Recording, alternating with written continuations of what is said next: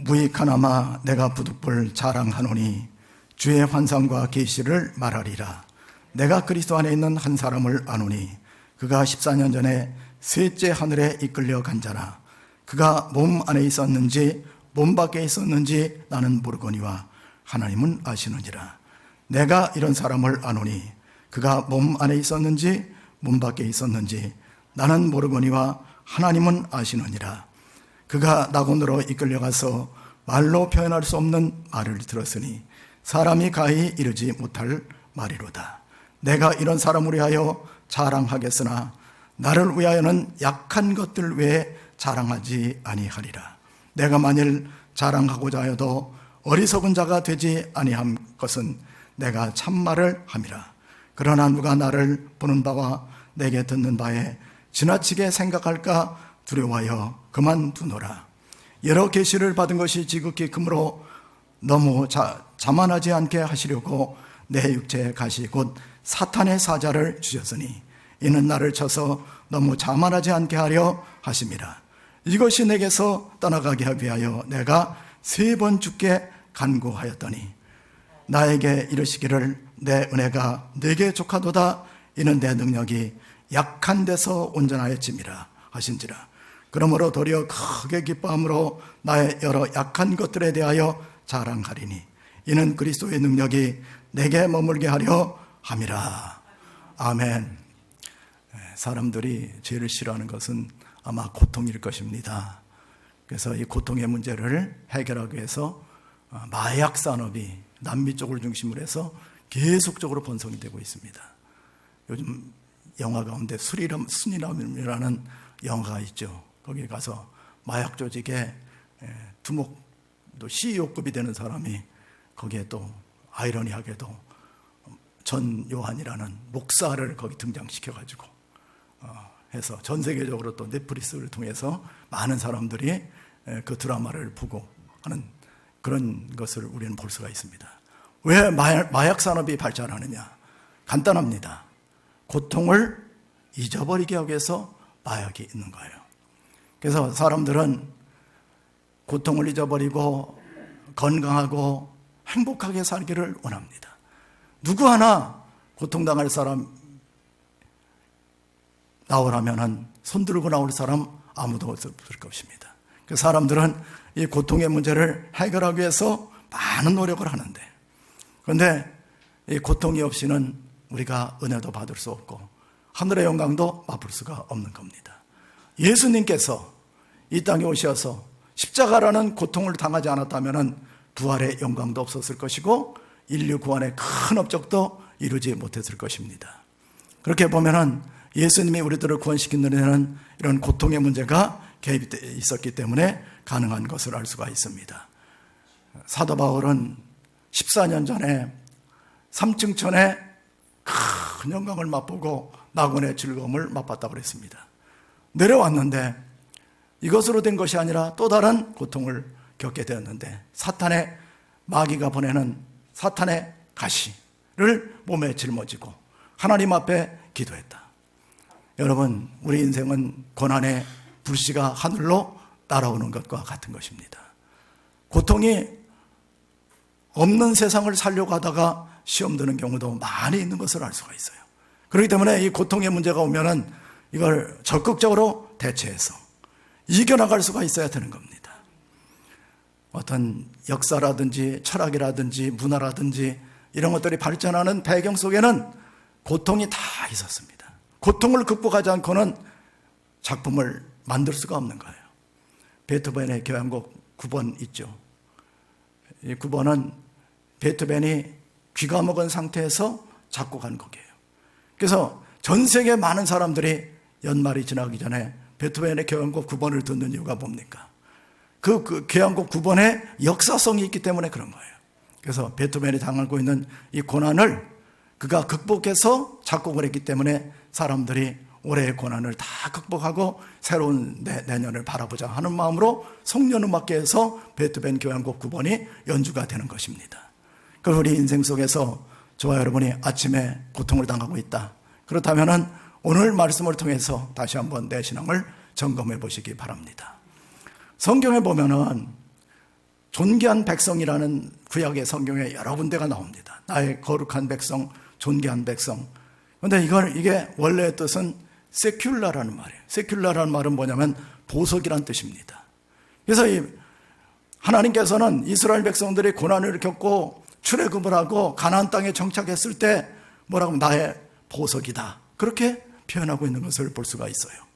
그래서 우리 인생 속에서 여러 가지를 잘 극복했을 때 주님께서는 우리들을 보석처럼 존귀하게 여기는 것을 볼 수가 있는 것입니다. 자, 그럼 보석은, 이 고난은 우리들을 어떻게 만드는 것인가? 새로운 차원의 삶을 발견하게 만들어 주십니다. 사도 바울이 이 땅에서 고린도후서에 보면은 태장에 맞기도 하고 강의 위험, 강도의 위험, 동족의 위험, 또 질병, 이런 것들을 끊임없이 겪었다고 그랬어요. 그래서 사람이 감당할 수 없는, 그래서 사도 바울은 내가 차라리 죽는 것이 좋겠다, 이렇게 생각하면서 하나님 앞에 기도했을 때 하나님께서는 사도 바울에게 놀라운 세계를 보여줬어요. 그래서 오늘 본문 1절로 2절을 합독하도록 하겠습니다. 무익하나마 내가 부득불을 자랑하노니 주의 환상과 계시를 말하리라. 내가 그리스도 안에 있는 한 사람을 아노니 그는 14년 전에 셋째 하늘에 이끌려 간 자라. 그가 몸 안에 있었는지 몸 밖에 있었는지 나는 모르거니와 하나님은 아시느니라. 사도 바울이 자기 자신도 감당할 수 없는 그런 고통을 당했을 때에 하나님께서는 새로운 차원의 세계를 보여주셨다는 것입니다. 여러분, 성경에 보면은요, 인물들이 쭉 나오는데 칼 융이라는 사람이 있어요. 칼 융이라는 정신분석학자이고 종교 심리학자인데, 이분이 무슨 말을 했냐면 이렇게 말을 했습니다. 사람이 고통과 시련을 당하면서, 이것이 많이 당한 사람일수록 계시의 세계를 더 많이 체험한다는 거예요. 여러분, 구약에 가장 고통을 많이 당한 사람 가운데 누구겠어요? 바벨론에 포로로 끌려가가지고 바벨론과 페르시아가 바톤 진치를 할 때, 그때 다리오 왕이 조서를 내렸습니다. 왕이 왜 사람한테 예배를 하거나 기도하는 사람은 사자굴에 던져놓는다고 그랬어요. 다니엘은 조서에 어인이 찍힌 것을 알고도 자기 집으로 돌아가서 예루살렘을 향한 문을 열고 전에 행하던 대로 무릎을 꿇고 3번 기도를 했습니다. 그는 계획된 대로 사자굴 속에 던져졌어요. 하나님께서는 다니엘을 사자굴에서 건져내실 뿐만 아니라 나중에 바벨론 제국, 페르시아 제국, 헬라 제국, 로마 제국을 이어가는 이 파노라마의 세계를 계시와 환상으로 보여준 것을 알 수가 있습니다. 그러니까 우리가 고통을 많이 당한 사람은 기도할 수가 있고 하나님을 바라볼 수 있는 그런 세계관이 열리게 되는 거예요. 고통당하지 않고 고통을 억울하게 생각하고 도피하고 또는 원망하고 이런 사람들은 새로운 차원의 세계를 경험할 수가 없는 것입니다. 신약 성경에도 사도 요한이 나오죠. 사도 요한은 에베소의 감독이었습니다. 그는 밤모섬으로 유배가 되어서 강제 노역에 시달리는 겁니다. 언제 죽을지 모르는 상황 속에서 요한은 주일날 아침에 하나님 앞에 예배하며 기도할 때 하늘문이 활짝 열리는 그런 은혜 체험을 하게 된 겁니다. 그래서 마지막에 새하늘과 새 땅을 보게 된 거예요. 그가 만약에 고통을 당하지 않고 고난을 당하지 않았다면 새하늘과 새 땅을 보지 못했을 것입니다. 에베소에서 편안하게 살다가 갔다면 그는 역사의 마지막을 보는 영광의 세계 속에 들어갈 수가 없었을 것입니다. 그렇기 때문에 고통은 하나님의 계시를 여는 그런 눈이 될 수가 있고 통로가 될 수가 있는 거예요. 그러니까 내가 고통을 당하고 있다, 어려움을 당하고 있다, 그럼 원망하거나 낙심하지 말고 하나님 앞에 나가서 주님, 새로운 세계를 열어주시옵소서. 그렇게 기도하면 하나님께서는 새로운 세계를 열어주시게 되는 것입니다. 죽음의 수용소라는 책이 있어요. 그럼 고통을 당하는 사람들은 한번 일독을 권할 만한 그런 책입니다. 거기에를 쓴 사람은 빅터 E. 프랭클이라는 사람입니다. 독일이 한참 유태인이라는 이유 때문에 사람들을 아우슈비츠라든지 다카우 같은 곳에 약 한 600만 명을 가스실에 죽여갈 때, 학살을 당할 때, 거기에는 수많은 사람들이 있었지만은 이런 프랭클이 발견한 것은 뭐냐면은 이런 고난에 대해서 어떻게 반응하느냐에 따라서 새로운 세계를 열기도 하고 가스실에서 학살을 당하는 그런 결과물이 있어지기도 한다는 유명한 얘기를 했어요. 그래서 이런 고통 속에서 나의 삶의 의미를 재해석하고 하나님의 뜻을 발견하고 그런 사람들은 거의가 다 살아남을 수가 있었다는 거예요. 그래서 그가 유명한 로고세라피라는 학설을 주장할 수가 있었던 겁니다.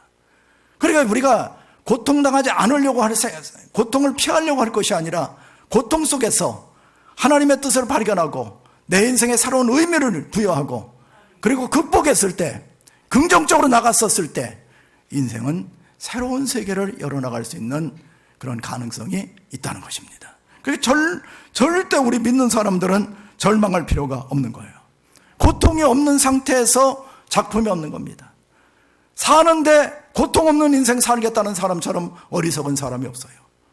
고통 없이 살겠다는 사람을 뭐라고 그래요? 우리나라 사람들은 불한당이라고 합니다. 불한당이란 게 뭐예요? 땀 흘리지 않고 공짜로 살겠다는 사람들을 가리켜서 불한당이라고 얘기하는 거예요. 아무것도 작품 속에 남을 수가 없는, 남겨놓을 수도 없는 그런 사람들은 이런 고통을 회피하는 사람들입니다. 여러분, 교회에 나오면은 예수 그리스도께서 십자가의 상에서 당신의 죄와 저주와 질병과 모든 것들을 다 짊어져 주셨습니다. 그렇기 때문에 거기까지는 아멘 하시면 좋은 거예요. 그런데 그렇기 때문에 그리스도의 남은 고난은 예수님이 계속 채워나가기 때문에 당신에게는 고난이 없습니다. 고통이 없습니다. 거짓말입니다. 거짓복음이에요. 그런 거짓말에 속으면 안 되는 거예요. 그래서 이런 이 고통을 잘 견뎌내갈 수 있는 사람들이 훌륭한 신앙인격으로 성숙할 수가 있는 거예요. 이 고통은 신앙인격을 성숙시켜 나가는 과정이 될 수가 있는 것입니다. 4절에 보면은 그가 낙원으로 이끌려가서 말로 표현할 수 없는 말을 들었으니 사람이 가히 이르지 못할 말이로다. 여기서 그는 누구냐면 사도 바울을 얘기하는 거예요. 사도 바울을 3인칭으로 지칭해서 객관화시킨 거예요. 그 사람이 말할 수 없는 그런 말을 들었어요. 그런데 내가 이런 사람을 위하여 자랑하겠으나 나를 위하여 약한 것들 외에는 자랑하지 아니하리라. 사람들은요, 이게 은혜 받지 못한 사람들은 높은 단계에 올라가면은 한껏 교만해집니다. 그리고 은혜 받지 못한 사람들은 바닥으로 내려가면은 끝없는 열등감에 시달리게 되는 거예요. 그래서 제가 며칠 전에 보니까 우리나라의 아이돌 스타 가운데 어떤 자매 하나 보니까 갑자기 귀가 어두워져 가지고 한 2, 3주 됐습니까? 자살을 했더라고요. 왜 그 사람이 그런 선택을 했겠어요? 이 사람은 인격이 성숙되지 못한 사람이에요.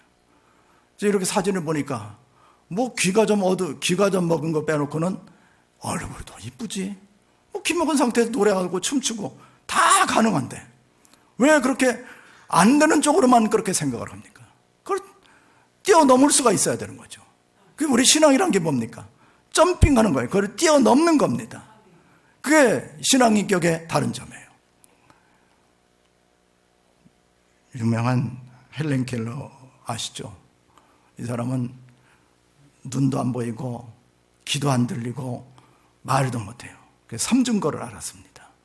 그래서 그 헬렌 켈러의 어머니는 헬렌 켈러가 너무나도 선천적으로 태어났는데 불쌍하니까 그냥 밥을 먹여주고 대소변을 받아주고 이렇게 몇 살까지 있었냐면 6살까지 그런 일을 해줬다는 거예요. 그런데 6살 때 애니 설리반이라는 가정교사가 들어왔습니다. 가정교사가 들어와가지고 교육을 시켰어요. 야, 헬렌, 너는 하나님의 존귀한 백성이야. 보석 같은 인생이야. 네가 볼 수 없는 세계를 하나님은 보여주시게 될 거야. 네가 들을 수 없는 것을 듣게 만들어 줄 거야. 네가 말할 수 없는 세계를 말하게 만들어 줄 거야. 그래가지고 이 삼중고를 극복을 했어요. 그러고 나서 나중에 그녀가 고백한 것은 이렇게 말을 했습니다. 암흑과 침묵과 이런 모든 것도 전진하려고 하는 내 정신력을 막을 수 없었습니다. 무엇 때문에 그래요? 하나님을 믿는 믿음은 눈에는 보이는 것이 없고 귀에는 들리는 것이 없고 말은 할 수 없고 손에는 만져주는 것이 없다 할지라도 하나님을 믿는 믿음으로는 이 모든 것들을 극복할 수가 있는 거예요. 그게 바로 신앙의 위대성입니다.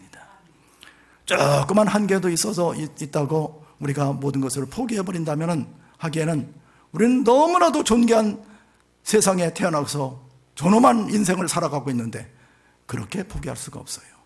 조금 사람들은 핸디캡이 없는 사람이 없습니다. 다 핸디캡을 가지고 있어요. 그래서 이것을 어떻게 극복할 것인가 하는 것은 신앙 인격에 달려있는 것이고요. 하나님의 은혜를 받았을 때 가능한 것이에요. 하나님이 저와 여러분에게 새로운 은혜를 주실 것으로 믿습니다.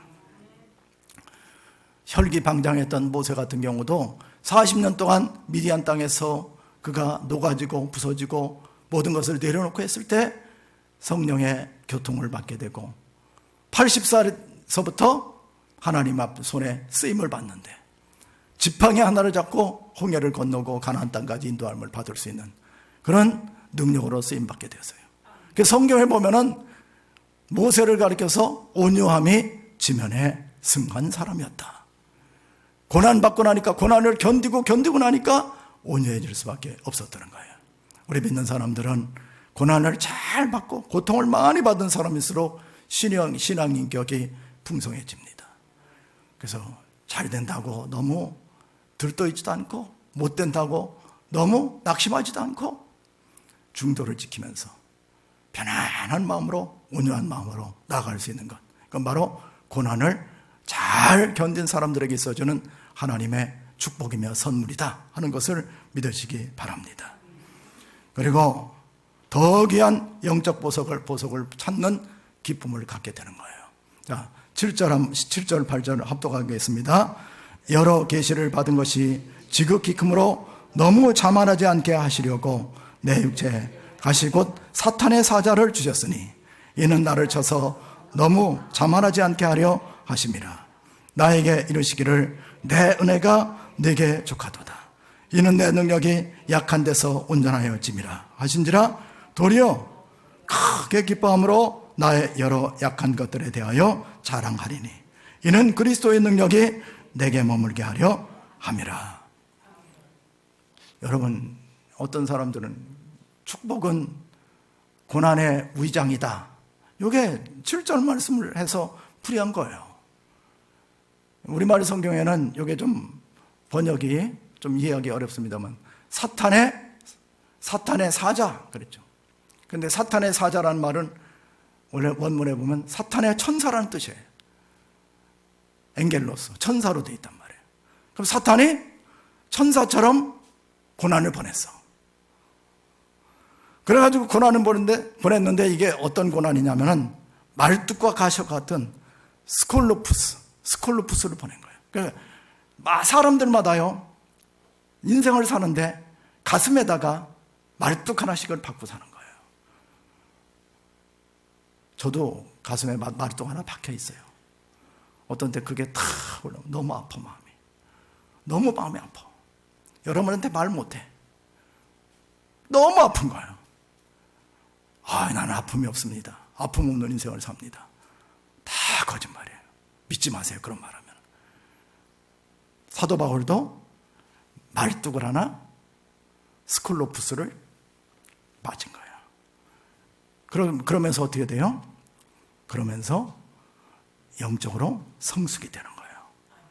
고통이 있어야 영적인 성숙이 있습니다. 그러니까 신앙생활하는 분들은 경박하게 세상을 살면 안 돼요.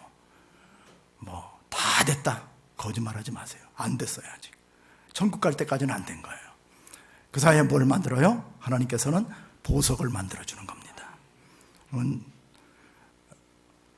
진주는 어떻게 만들어지는지 아세요?